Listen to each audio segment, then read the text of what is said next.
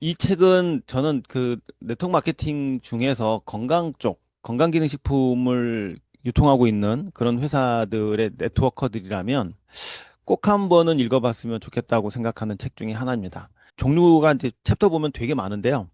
그중에 이제 우리 몸의 강줄기, 혈관과 혈액, 요 정도만 이것만 알아도 솔직히 왜냐면 사람의 몸에서 일어나는 그 질병들의 종류를 보면 원인을 보면 크게 나누면 두 가지거든요. 하나는 면역 쪽이고 하나는 심혈관 쪽이에요. 그러니까 이제 우리가 알고 있는 당뇨, 뭐 고혈압, 뭐 고지혈증, 뭐 이런 것들은 다 심혈관 쪽이고 그 이외에 이제 암, 뭐 아토피, 뭐 이런 것들은 전부 다 면역 쪽이잖아요. 그런데 85% 이상이 이제 그 심혈관 쪽이기 때문에 사람의 피와 혈관을 좀 안다는 건 거의 85%를 이해한다고 저는 이거 봅니다.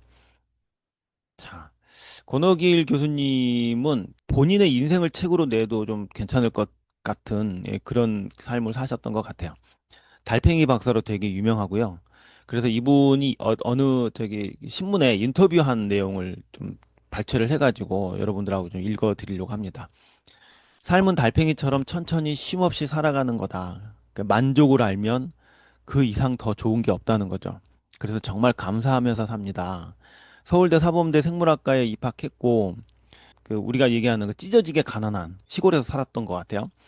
그 노력하면 하는 사람에게 오는 운명이 지금의 자신을 만들었다고 말하는 권옥일 강원대 생명과학과 명예교수다. 평생 선생님으로 산 것이 너무 행복하다는 그는 15년 동안 중고등학교 교사로 아이들을 가르쳤고 25년 동안 강원대 교수로 일했다. 지금은 이제 그 명예교수로 계시더라고요. 삶에서 우리를 지켜주는 가치는 무엇일까? 아는 것은 좋아하는 것만 못하고 좋아하는 것은 즐기는 것만 못합니다. 성공하려면 무엇이든지 즐겨야 합니다. 저는 이 말에 100% 공감해요. 왜냐면 우리 사업도 평생 해야 되잖아요. 그러니까 이제 옛날에 네트워크를 얘기를 할 때 이런 얘기가 있었어요. 어, 3년을 똥찌개를 지면 지고 평생 행복하게 산다면 그것도 가치 있는 일 아니냐. 이렇게 얘기해서 이제 네트워크 마케팅을 얘기하는 거예요. 그래서 이제 네트워크 마케팅을 정말 싫어하는 건데 그 싫어하는 걸 3년에서 5년을 하면 평생을 시간과 돈에 대해서 자유를 얻게 될 텐데 그거 못 하느냐 뭐 이러는데 지금은 못 합니다. 안 합니다, 사람들이. 이게 그 예전처럼 헝그리 정신도 없어졌고요. 그럼 어떻게 해야 되냐면 이 네트워크 마케팅을 즐겨야 돼요. 즐기려면 네트워크 마케팅은 종합예술 사업이다. 네트워크 마케팅은 교육 사업이다. 팀워크 사업이다. 품앗이 사업이다. 이러는데 제가 좋아하는 말 중에 하나는 그거예요. 네트워크 마케팅은 종합예술 사업이다. 그래서 어떤 것이든지 내가 가지고 있는 달란트를 이 사업에 합치면 정말 즐겁게 할 수 있는 것이 저는 네트워크 마케팅 사업이라고 생각을 합니다. 그래서 어떤 방식이든지 즐길 수 있는 방법을 찾지 못하면 이 사업은 절대로 롱런하지 못한다. 그러니까 이분도 그 얘기를 하시는 것 같아서 공감이 좀 됐어요. 그러니까 제 좌우명이 지족 최상, 만족을 알면 그 이상이 없다. 그래서 정말 감사하며 산다. 그 어렵게 살던 촌놈이 대학 교수 글쟁이까지 되지 않았습니까? 더 이상 바랄 게 없습니다. 그래서 정말 행복합니다. 고생은 일부러 사서도 하는 것 아니겠습니까? 고생하지 않는 사람에게는 사람 향기가 안 나지 않습니까? 제 몸에서 사람 냄새가 막 나는 것 같지 않아요? 근데 이분 인터뷰를 보면 굉장히 진솔하다. 그런 생각을 했어요. 자, 오늘은 아까 말씀드렸다시피 혈관과 혈액에 관련된 내용을 잠깐 짚어보도록 할게요. 우리 몸에서 놓여 있는 도로 오는 세 가지 종류가 있어요. 이게 맨 왼쪽에 있는 게 신경계 쪽이에요. 신경계는 그 뇌하고 척추가 굉장히 중요하죠. 우리가 이제 아픔을 느낀다든지 감각을 느낀다든지 눈으로 보는 시신경이라든지 뇌신경이라든지 다 이런 것들은 그 핵심 본부가 뇌하고 척추에 가져 있습니다. 그래서 이제 마사지를 하더라도 등 관리, 뭐 척추 마사지, 뭐 이렇게 자꾸 하는 이유가 그쪽을 풀어주는 원인도 있을 것 같고요.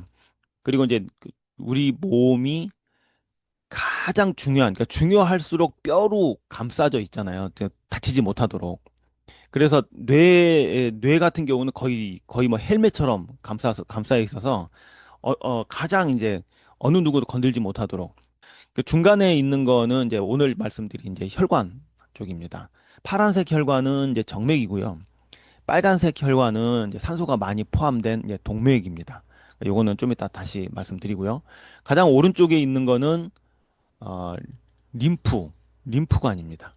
자, 그렇다면 우리가 이제 보려고 하는 거는 다 보면은 이제 너무 시간이 많이 걸리니까 우리 몸의 강줄기 혈관은 13만 킬로랍니다. 근데 지구 둘레가 4만 킬로래요.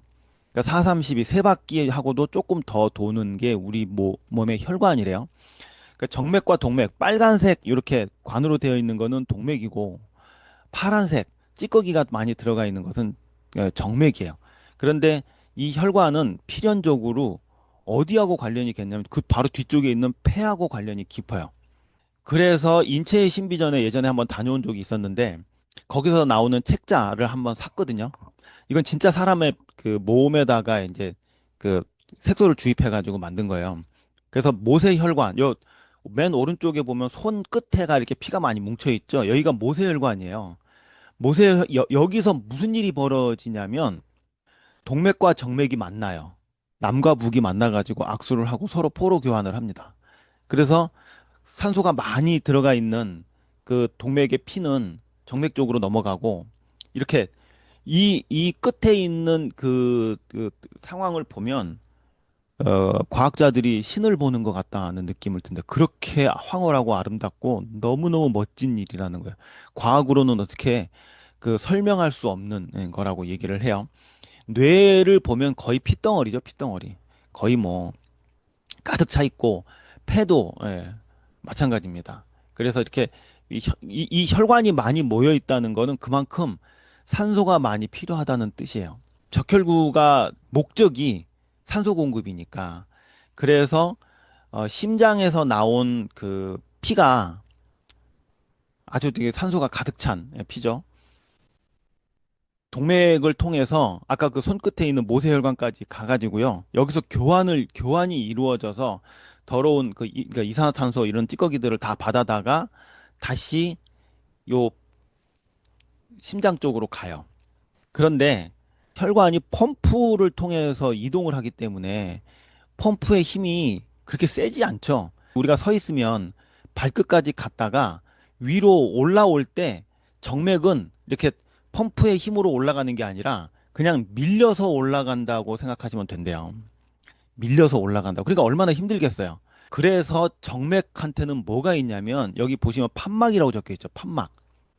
판막이라는 게 있어요. 그래서 종아리 근육은 제2의 심장이다 이렇게 얘기하는 분들이 많죠. 모든 정맥에 있는 건 아니고요.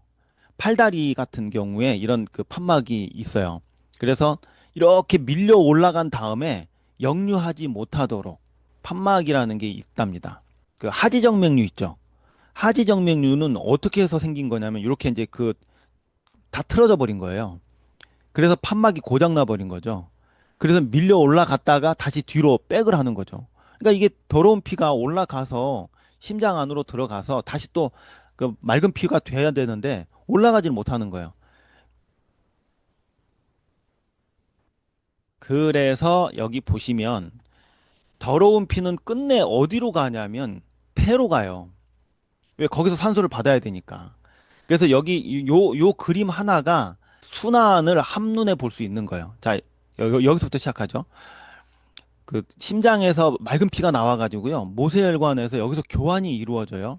그리고 그 더러운 피는 심장으로 가요. 왜 가냐면 여기서 한 번 더 튕겨져 나가줘야 되니까. 쭉 짜가지고 어디로 가냐면 폐로 가요.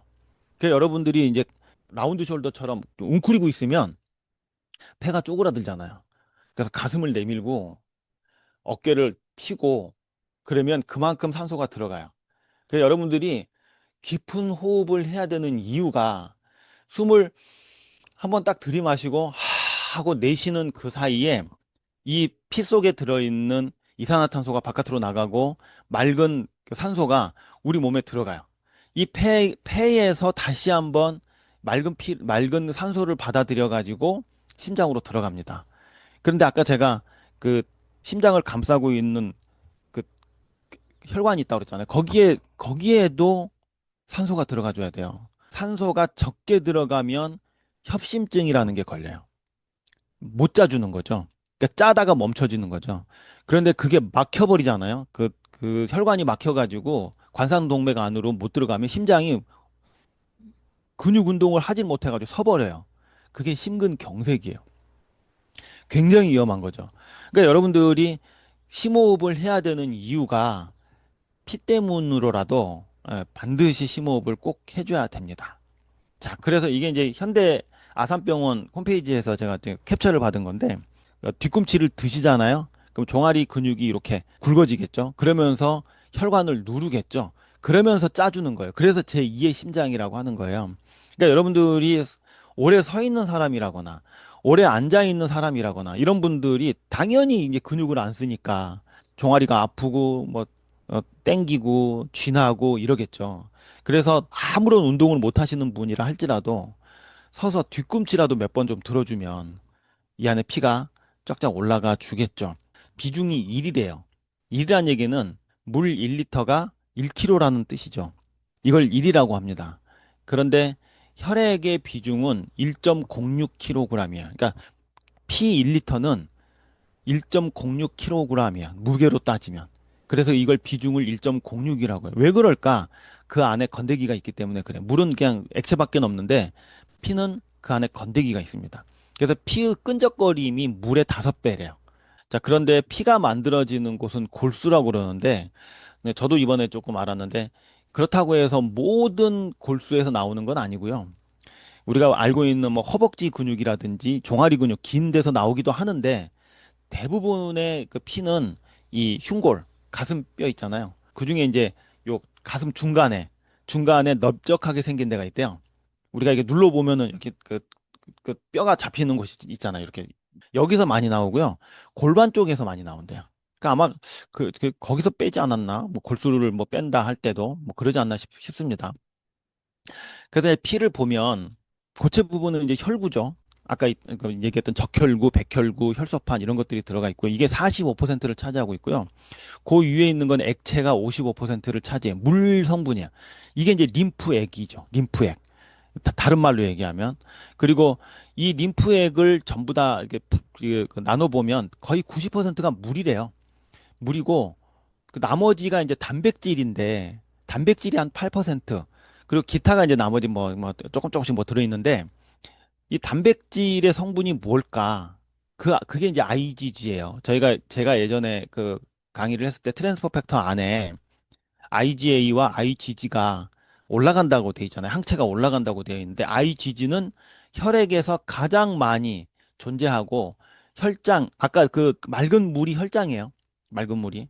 그 혈장에서 추출한 IgG 항체는 면역 결핍, 자가 면역 질환, 감염 등을 치료하는 데 이용된다. 이렇게 되어 있습니다. 일단 참고로 하시고요. 그 혈액의 크기를 보시면 적혈구보다 백혈구가 2배가 커요. 적혈구는 대부분의 하는 역할이 산소 공급이에요. 그러니까 산소가 얼마나 중요한지 아시겠죠? 백혈구는 면역에 관련된 겁니다. 크기가 2배예요. 그리고 건대기 안에 들어있는 게 세 가지인데 적혈구, 백혈구, 혈소판이. 혈소판은 혈액 응고를 하는 건데 거의 10배가 작습니다. 백혈구에 비해서 거의 10배가 작고요. 크기가 거의 박테리아 수준이라는데요. 요 혈소판은. 그래서 이 혈소판이라는 이 뜻도 굉장히 작다는 뜻이래요. 굉장히 작은, 예. 그러니까 요 크기 정도는 조금 알아두시는 게 좋을 것 같아요. 자, 그러면 우리가 이제 그 관련 제품을 한번 보면 뭐겠습니까? 제 입에서 나오는 거야, 뭐. 당연히 라이트 스타트하고 바이오 E 아니겠습니까? 예. 아까 말씀드렸던 것처럼 우리 몸에서 일어나고 있는 85%는 심혈관 쪽이고 나머지가 이제 면역 질환 쪽이기 때문에 그거를 조합하는데 이것만한 게 없습니다. 그래서 처음에 사업 시작하시는 분들이 제일 힘들어하는 게 이럴 땐 뭐 먹여요? 이런 증상에는 뭐 먹여요? 그러니까 우리끼리 이제 정하는 겁니다. 라이트 스타트하고 바이오이. 근데 더 좋은 건 라이트 스타트 안에 바이오이가 이제 들어간다는 얘기가 있어요. 그러니까 이제 뭐 라이트 스타트 하나면은 되죠.